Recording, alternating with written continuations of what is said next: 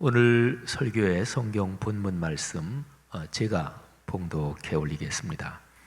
마태복음 9장 9절부터 17절에 있는 말씀입니다.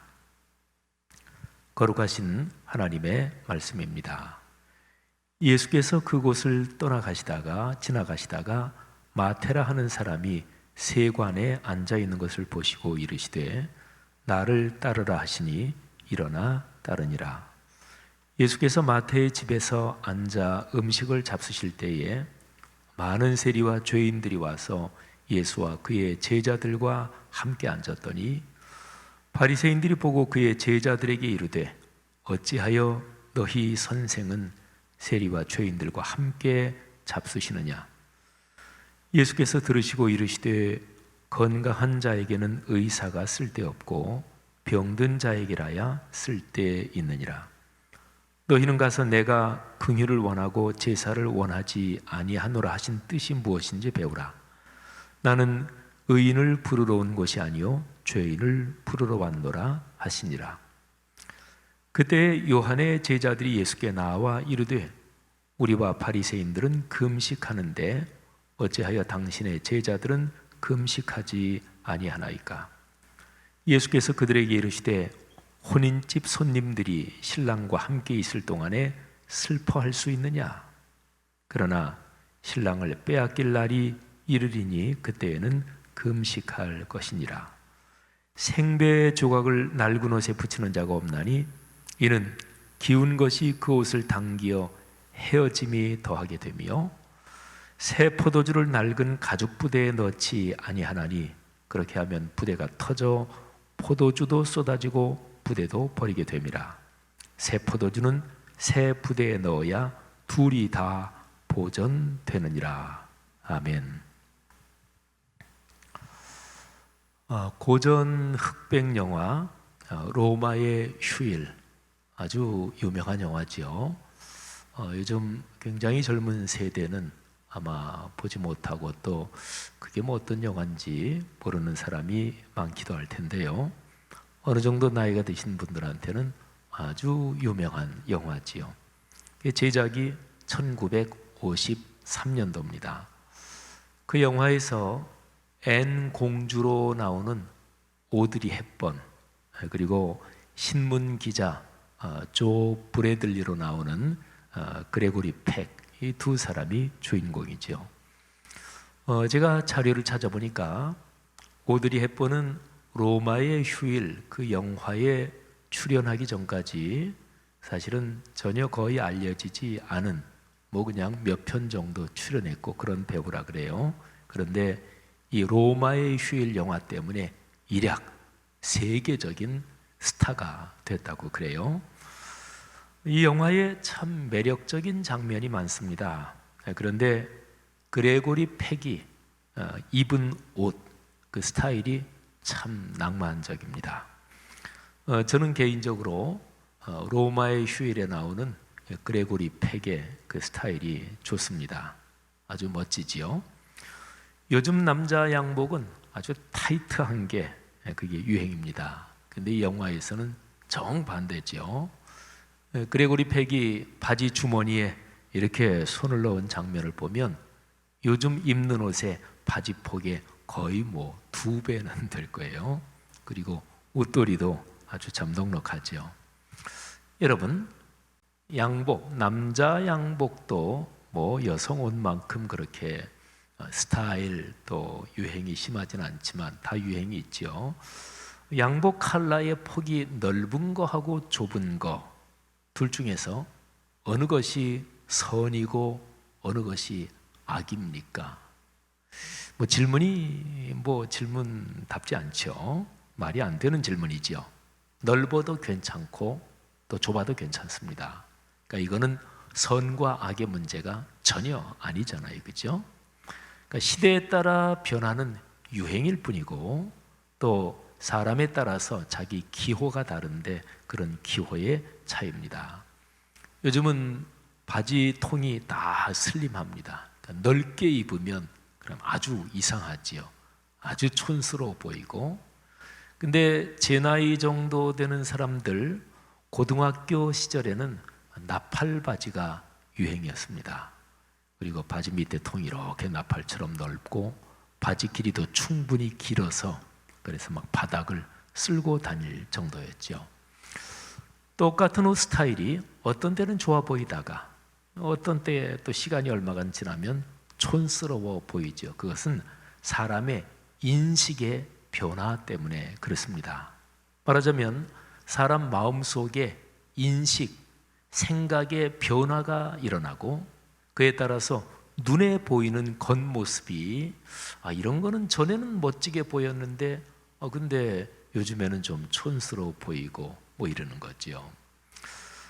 제가 옷차림에서 뭐 넥타이를 거의 안 합니다만은 제가 갖고 있는 넥타이 중에서 아주 오래된 게 있습니다. 제 기억으로 대학교 다닐 때인가 아니면 대학교 졸업할 즈음에 산 걸로 기억이 돼요. 근데 푸른색이고 그리고 넥타이가 넓이가 좁습니다. 파랑색, 이 파랑이 제가 좋아하는 색이기도 하고요. 특별히 그 넥타이 폭이 좁은 게 저는 굉장히 마음에 듭니다. 그러니까 뭐 35년 어떻게 보면 거의 40년 가까이 되는 이 넥타이인데 근데 저는 이 넥타이를 지금까지도 참 좋아합니다. 한창 넥타이를 멜 때 저는 넥타이 폭이 또 남자 넥타이도 넓어졌다 좁아졌다 그러는데 넥타이 폭의 유행이 한참 넓어졌을 때도 저는 이 좁은 넥타이를 자주 메고 다녔습니다. 제가 넥타이 폭이 좁은 것이 선하고 넓은 것이 악하다? 물론 아니죠. 그건 아닙니다. 그런데 이 넥타이에 연관된 제 심정은요, 유행에 대한 거부, 이런 제 의식과도 연관이 되어 있습니다. 남들이 다 쫓아가는 거면 저는 그냥 덮어놓고 난 그건 안 한다 이런 것도 좀 있어요. 그래서 괜스레 남들이 다 하는 거면 나는 그건 안 한다 이런 의식이 제게 젊을 때부터 있어서요. 그래서 다른 사람이 다 그쪽으로 가고 너도 나도 다 하는데 그때 이제 제 자신에게 묻는 거지요. 그런데 그게 나에게는 뭔데? 이렇게 묻는 거죠. 그러니까 덮어놓고 쫓아가는 게 아니라 자꾸 질문하고 의미를 찾고 젊은 시절에는 한참 더 그랬던 것 같아요. 그러니까 그 파란색 좁은 넥타이가 저한테는 무분별하게 그냥 남이 가니까 다 간다 하는 이런 유행을 거부하는 그런 상징, 어떤 사인 같은 그런 의미도 있습니다. 그러니까 제 걸어온 삶에서는 제 삶의 낭만의 한 조각 같은 이제 그런 것이기도 합니다. 여러분, 사람은 누구나 다 자기에게 고정관념이 있습니다. 많은 사람이 있고 적은 사람이 있고 차이는 있지만 고정관념. 고정관념이라는 것은 사람이 가진 생각이 관습이나 그러니까 그 나라에서 또는 그 지방 사람들은 다 그렇게 해. 이런 관습이 있죠. 아니면은 내가 여태까지 살아온 타성에 매여서 어떤 굳어진 사고방식 이거를 고정관념이라고 하죠. 고정관념은 일반적으로 보면 사람에게 좋지 않습니다. 그리고 위험할 때가 많습니다. 그러니까 살아가면서 고정관념은 사람한테 위험할 때가 많은데요. 이유는 아주 간단합니다. 산다는 것 자체가 늘 변하는 환경 속에 있기 때문에 그렇습니다. 사람도 변해요. 자기 자신도 변합니다. 사람 삶의 환경도 변하지요. 존재하는 모든 것, 그 어떤 것도 시간의 흐름 속에서 늘 변하고 있어요. 지금도. 근데 내 주변, 나 자신까지 포함해서 다 변하는데 내 생각이 고정돼 있고 그리고 고착돼 있으면 그러면 이게 언밸런스가 생기는 거지요. 시간의 흐름 속에서 존재하는 게 사람입니다. 그렇기 때문에 변화를 자연스럽게 받아들이는 것, 이게 행복하게 사는 아주 중요한 조건이요, 방법이 되는 거지요.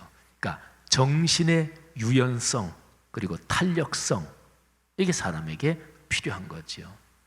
나이를 점점 먹어간다, 에이징, 이거를 자연스럽게 받아들이는 그 사람이 행복합니다. 뭐 시간의 흐름을, 또 나이 먹는 거를 제 아무리 거부하려고 그래도 거부할 수가 있겠어요. 또는 키운 애들도 다 변하고, 또는 결혼해서 자기들이 떠나고, 등등 모든 게 다 변하잖아요. 그래서 정신과 그리고 자기 마음이 유연성이 있어야 그 사람이 행복하지요. 자, 고정관념에 대해서 제가 말씀드렸죠. 근데 고정관념이 특별히 신앙에서 고정관념은 참 위험합니다. 특히 종교와 연관된 고정관념 중에서 말이죠, 진리에 대한 고정관념, 구원과 멸망에 대한 고정관념, 그리고 남을 정죄하는 거하고 관련된 고정관념, 이런 거는 사람을 무지무지하게 배타적으로 만들어요. 근데 오해하지는 마세요. 우리가 믿는 진리, 어떤 신앙인이 가지고 있는 진리, 그건 꼭 붙잡아야죠. 포기하지 말아야죠. 그런데 그런 것이 아니라 진리에 대한 자기의 이해나 생각이 이게 올바르게 성숙된 게 아니라 뭔가 잘못된 방향으로 굳어진 것, 이런 거 말이죠. 신앙에서 그런 게 대단히 위험합니다. 그래서 신앙과 연관해서 고정관념이 생긴 거, 이게 위험한 거는 대부분 다음과 같은 게 없어서, 다음과 같은 게 부족해서 그렇게 됩니다.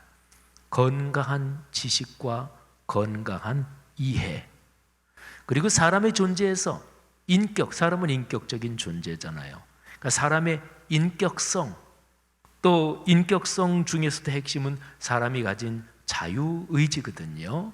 근데 인격성, 자유의지, 그리고 사람이 가진 어떤 지식과 건강한 이해, 이런 게 훈련되지 않으면 신앙이 고정관념으로 빠지고 그 사람의 인생에서 대단히 해로운 어떤 그때로 빠지고 맙니다.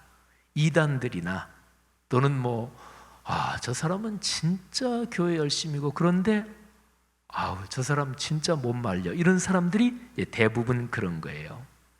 그래서 신앙생활에서 건강한 지식과 이해, 요게 없으면 신앙이 맹신이 됩니다. 맹신자가 되는 거예요. 인격성이 빠지면 신앙이 미신이 됩니다. 그리고 건강한 자유의지를 훈련하지 않으면 신앙이 광신, 저 사람은 광신자야, 그러니까 신앙이 아닌 거지요. 그렇게 돼버립니다. 여러분, 오늘 본문에 보면 예수님께서 사역하고 계실 때에도 종교적인 고정관념에 빠진 사람들이 있었습니다. 오늘 본문에 보면 예수님께서 다른 사람, 바리새인들하고 논쟁적인 그런 대화도 진행하시고, 또 세례 요한의 제자들과 또 대화도 하십니다. 먼저는 그 바리새인들하고 논쟁적인 대화를 하는데, 예수님께서 마태라는 제자를 부르시면서, 마태가 직업이 세리였거든요. 그래서 마태네 집에서 세리들이 모였고 예수님이 그들과 같이 식사하셨습니다. 근데 그 당시에 경건한 유대인들은 죄인들과 섞이지 않았습니다. 하나님의 거룩하심과 너희도 거룩하라, 근데 거룩하다, 이 얘기는 기본적인 개념이 분리된다, 그러니까 부정한 거하고 접촉하지 않는다, 이런 뜻이 있었거든요. 그래서 당시에 경건한 유대인들은 죄인들하고 말 섞지 않고, 또는 죄인들하고 같이 식사하지 않고 죄인들의 집에 들어가지 않았습니다. 근데 그때 당시에 죄인의 대명사가 몇 가지 있었는데 그 중에 하나가 세리였습니다. 이 세리는 이스라엘의 하나님 신앙을 억압하고 핍박하고 강제로 지배하는 로마 제국에 빌붙어서 그래서 먹고 사는 사람들이었기 때문에 죄인의 대명사였어요. 그래서 예수님이 세리들하고 함께 그 집에서 식사를 하니까 바리새인들이 아주 날카롭게 비판하는 거예요. 죄인들과 같이 식사하느냐. 그때 예수님께서 하신 유명한 말씀이 있습니다. 나는 건강한 사람을 부르러 온 게 아니고 병든 사람을 부르러 왔다. 병든 사람에게 의사가 필요하다. 하나님께서는 긍휼을 원하시고 제사를 원하지 않는다, 이런 말씀이 있는데 그 말씀의 뜻을 너희는 이해하지 못하고 있구나. 제사는 요즘 말로 말하면 예배지요. 긍휼, 그거는 삶에서 사랑을 베풀고 남을 불쌍히 여기고 어려운 사람을 보듬어주고 말하자면 사랑의 실천이지요. 예배를 진실하게 예배를 드리는 사람은 예배 후의 삶에서 사랑의 실천이 또 깊습니다. 그런데 구약시대에 이스라엘 사람들의 삶에서 성전 제사는 잘 드려요. 그런데 일상의 삶에서 사랑의 실천이 없어요. 바로 그런 상황에서 주님께서 예언자들을 통해서 말씀하신 거예요. 나는 제사 원하지 않는다. 나는 긍휼, 너의 일상과 인격의 변화를 원한다. 예수님께서 그렇게 말씀하신 거죠. 사실은 구약 성경에 이미 나와 있는 가르침인데 그들이 자신들의 고정관념으로 그 말씀의 뜻을 알지 못하는 거예요. 예수님께서 그것을 깨우쳐 주시는 거지요. 자, 그 뒤에 나오는 이제 세례 요한의 제자들과의 대화. 요거는 그 당시의 고정관념을 탈피해야 될 더 깊은 가르침을 우리에게 줍니다. 당시의 유대인들은요, 하나님 신앙에 3대 실천적인 덕목이 있었습니다. 금식하는 거, 구제하는 거, 또 기도하는 거. 근데 그 당시에 바리새인들, 경건한 바리새인들 정기적으로 금식했고요. 그리고 세례 요한의 제자들도 금식을 했습니다. 근데 예수님의 제자들은 금식을 안 하거든요. 그래서 세례 요한의 제자들이 예수님한테 질문하는 거예요. 아유, 선생님, 우리하고 바리새인들은 금식을 하는데 어찌하여 당신의 제자들은 금식을 안 합니까? 근데 예수님께서 이렇게 대답하십니다. 혼인집 손님들이 신랑과 함께 있을 동안에 슬퍼할 수 있느냐? 그러니까 금식이라는 건 아무래도 자기 자신의 죄악을 회개하고 자신을 복종시키면서 이제 그런 훈련이니까 그걸 슬퍼한다 이렇게 표현하신 거죠. 아니, 결혼 잔치가 벌어졌고 신랑이 있고 손님들이 있는데 거기서 신랑을 축하하러 와서 금식하고 슬퍼할 수 있느냐? 그럴 수 없지 않느냐? 그런데 신랑을 빼앗길 날이 올 것이다. 그때는 금식할 거다. 이렇게 말씀하십니다. 예수님은 여기에서 하나님 나라를 혼인잔치에 비유하셨습니다. 하나님의 축복 가운데 하나님 안에서 사는 그 신앙인의 삶을 혼인잔치에 비유하신 거고요. 그리고 하나님 나라를 이 땅에 가져오신 하나님의 아들 예수님이 혼인잔치의 주인공인 거죠. 그리고 이 잔치에 참여하는 사람들은 기쁨에 겨워 행복을 누리는 거예요. 그런 상황에서 어떻게 금식할 수 있겠느냐 하는 말씀이지요. 그런데 신랑을 빼앗길 날이 오는데 그때는 금식할 것이다.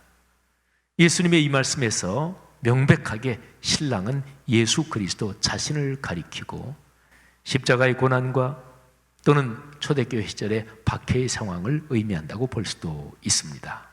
자, 그런데 이 얘기 끝에 쭉 내려가서 아주 중요한 말씀, 유명한 말씀이죠. 그리고 참 쉬운 말씀이에요. 마태복음 9장 17절을 한번 들어보세요. 제가 봉독합니다. 새 포도주를 낡은 가죽 부대에 넣지 아니하나니 그렇게 하면 부대가 터져 포도주도 쏟아지고 부대도 버리게 됨이라. 새 포도주는 새 부대에 넣어야 둘이 다 보존되느니라. 아멘. 여기 아주 유명한 표현이 나오죠. 새 포도주는 새 부대에. 오늘 제 설교 제목이기도 합니다. 자, 이 마태복음의 이 구절을요, 똑같은 대화가 기록되어 있는 마가복음, 누가복음 이 세 개의 복음서를 같이 살펴보면 거기에서 아주 중요한 가르침을 얻을 수 있습니다. 그러니까 새 포도주는 새 부대에 이 표현이 나오는 대화, 이 장면이 마태, 마가, 누가 세 군데에 다 나와요. 표현은 물론 조금씩 틀리죠. 그런데 특별히 새 포도주는 새 부대에 이 표현이 나오는 그 절을 제가 한번 읽어드리겠습니다. 자, 마가복음 2장 22절 그리고 누가복음 5장 37, 38절. 그러니까 마가복음하고 누가복음 읽어드리고 그리고 아까 읽어드린 마태복음은 나중에 한 번 더 읽어드릴 테니까 여러분들이 어떤 차이가 있는지 한번 공통점, 뭐 비슷한 점이 많아요. 근데 마태복음에만 뭐 하나가 좀 아주 독특하게 틀립니다. 자, 먼저 마가복음 2장 22절입니다. 새 포도주를 낡은 가죽 부대에 넣는 자가 없나니 만일 그렇게 하면 새 포도주가 부대를 터뜨려 포도주와 부대를 버리게 되리라. 오직 새 포도주는 새 부대에 넣느니라. 자, 이제 누가복음 5장 37, 38절입니다. 새 포도주를 낡은 가죽 부대에 넣는 자가 없나니 만일 그렇게 하면 새 포도주가 부대를 터뜨려 포도주가 쏟아지고 부대도 못 쓰게 되리라. 새 포도주는 새 부대에 넣어야 할 것이니라. 아멘. 자, 그 다음에 마태복음 아까 읽어드렸지만 그거를 다시 한번 제가 읽어드립니다. 새 포도주를 낡은 가죽 부대에 넣지 아니하나니 그렇게 하면 부대가 터져 포도주도 쏟아지고 부대도 버리게 됨이라. 새 포도주는 새 부대에 넣어야 둘이 다 보존되느니라. 아멘. 자, 마태, 마가, 누가복음 세 본문의 공통점은 중요한 게 두 가지예요. 첫째, 새 포도주를 낡은 부대에 넣으면 둘 다 버린다. 둘 다 못 쓰게 된다. 두 번째, 새 포도주는 새 부대에 넣어야 한다. 요거는 세 군데 다 공통적이에요. 그런데 마가와 누가에는 없는데 마태복음에만 들어있는 표현이 있습니다. 그게 바로 보존된다, 요 표현이에요. 그러니까 마가복음, 누가복음은 새 포도주를 낡은 가죽 부대에 넣으면 둘 다 못 쓰게 돼서 버린다, 요것만 나오는데 마태복음에는 새 포도주를 새 부대에 넣어야 둘 다 보존된다, 이 보존된다는 이 표현이 마태복음에만 나와요. 그러니까 마태는 포도주와 부대 둘 다 보존되는 것, 여기에 관심이 있습니다. 포도주와 부대 두 개가 서로 안 맞으면 둘 다 못 쓰게 됩니다. 뭐 이거는 포도주 부대 요 두 개 중에서 하나가 이기고 하나가 진다, 이게 아니고 둘 다 지는 거고 둘 다 망가지는 거고 둘 다 못 쓰게 되는 거죠. 그러니까 예수님이 가르치신 가르침들을 생각해 보세요. 자, 예수님이 가르친 모든 가르침. 자, 예수님이 예를 들어서 못 쓰게 된다, 망하게 된다, 버린다, 이게 예수님의 가르침의 최종적인 목표다. 그게 가능할까요? 그러진 않습니다. 예수님은 쉽게 말하면 죽이러 오신 분이 아니고 살리러 오신 분입니다. 망하게 하러 오신 분이 아니고 예수님은 복을 주러 오신 분이십니다. 예수님의 책망도 잘 되라고 하는 책망이지요. 예수님의 십자가의 죽음도 영원한 부활을 위한 죽음이고 우리의 옛사람이 그리스도의 십자가와 함께 죽는다, 그것도 우리가 새 사람으로 다시 산다. 그러니까 예수 그리스도의 가르침, 예수 그리스도께서 이 땅에 오신 것은 부정적인 쪽으로 가는 게 아니라 긍정적인 쪽으로, 죽음 쪽이 아니라 살리는 쪽으로, 죄악 쪽이 아니라 하나님을 향한 거룩함 쪽으로 가도록 하는, 이게 예수 그리스도의 존재요, 그리고 그분의 가르침입니다. 자, 그래서요 예수님이 이 가르침에서도 마태복음은 이제 그걸 강조한 거예요. 어떻게 하면 두 가지가 잘 어울려서, 그러니까 포도주하고 포도주를 담는 부대하고 이 두 가지가 잘 어울려서 둘 다 유용하게 되고, 그래서 둘 다 새로운 사명을 잘 감당하느냐, 이게 이제 중요하다. 마태복음에 이게 강조되어 있어요. 여러분, 이거 굉장히 귀한 가르침 아닌가요? 성도 여러분, 생각해 보십시오. 현재 우리 사회는 새 포도주를 낡은 가죽 부대에 담는 상황이 많이 벌어지고 있습니다. 급격한 시대의 변화, 이게 한쪽에 있다면, 그리고 다른 한쪽은 사람 인식. 자, 시대가 급격하게 변하고 있어요. 그리고 한쪽에 사람의 인식이 있는데 어떤 사람의 인식은 급격한 시대 변화를 도무지 따라가지 못해요. 어떤 사람은 또 따라가기도 하고. 그러니까 시대 변화, 사람의 인식, 이 두 개가, 하나는 포도주 그리고 하나는 부대. 뭐 시대의 급격한 변화가 포도주냐 부대냐, 또는 사람의 인식이 포도주냐 부대냐, 이거는 사실은 별로 중요하지 않습니다. 어쨌든 오늘날 살아가는 사람들에게서 우리 사람이 살아가면서 자기의 판단이 있고 자기 마음의 생각이 있고 자기가 살아온 습관이 있고 몽땅 합쳐서 사람 속의 인식 그리고 자기의 살아가는 환경, 근데 이 환경이 무지무지하게 빨리 변화하고 있습니다. 자, 그래서요 중요한 점은 이 시대의 변화와 사람의 인식 이 둘 사이가 차이가 나면 갈등이 생기잖아요. 어렵잖아요. 근데 이 차이의 갈등, 이게 파국적인 충돌과 갈등까지 가지 않도록 하는 게 중요합니다. 그러니까 갈등의 국면에서 양자가 서로에게 배우면서 잘 어우러져서 새로운 미래를 열어가는 것, 이게 중요한 거죠. 사실 우리 사회 모든 갈등들이 이런 구조로 보면 아주 중요한 통찰을 얻을 수 있습니다. 보수와 진보의 갈등, 보수가 싹 없어지면 우리 사회가 좋아질까요? 천만에요. 그 사회는 끝장납니다. 진보가 싹 없어지면 그 사회는 좋아질까요? 천만에요. 그 사회는 완전히 망하는 사회가 됩니다. 그러니까 보수와 진보의 갈등이 양자가 서로가 보존되면서 같이 미래를 열어가야 되는 것이죠.